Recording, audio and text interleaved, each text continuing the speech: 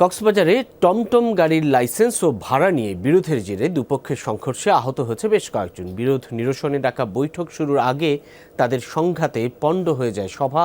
লাঠিচার্জ করে পরিস্থিতি নিয়ন্ত্রণে আনে পুলিশ। লাইসেন্স নবায়নকে কেন্দ্র করে সকালে কক্সবাজারে পৌরসভার সামনে সংঘর্ষে জড়ায় দুপক্ষ। এক পক্ষে টমটমের মালিক শ্রমিকরা, অন্য পক্ষে লাইসেন্স গ্রহীতারা। চালক ও মালিকদের অভিযোগ, বেশিরভাগ লাইসেন্স গ্রহীতার টমটম নেই। তারা মাসে ৫,০০০ টাকায় লাইসেন্স ভাড়া দেন, কোনো কারণে আয় কম হলেও জোরপূর্বক ভাড়া আদায় করেন। অন্যদিকে পৌরসভা কর্তৃপক্ষ চালক মালিকদের লাইসেন্স দিচ্ছে না।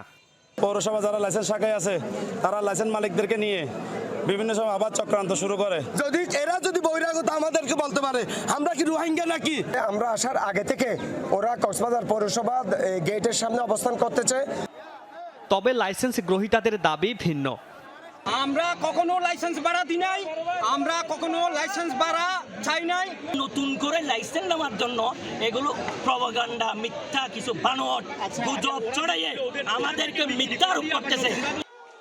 দীর্ঘদিন ধরে চলা দুপক্ষের বিরোধ ও উত্তেজনা নিরসনে সকালে কক্সবাজার পৌরসভায় সভা ডাকলেও তার আগেই উভয় পক্ষ সংঘর্ষে জড়ালে সভা স্থগিত করেন প্রশাসক। সংঘর্ষে কয়েকজন আহত হয়।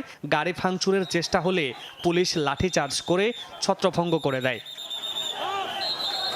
তারা মুখোমুখি অবস্থা নিয়েছিল, আইনশৃঙ্খলা পরিস্থিতি অবনতি হওয়ার আশঙ্কা করায় আমরা দুই পক্ষকে দূরে সরিয়ে দিয়েছি। আইনশৃঙ্খলা পরিস্থিতি স্বাভাবিক আছে। মামুন রশিদ, অফি, যমুনা নিউজ।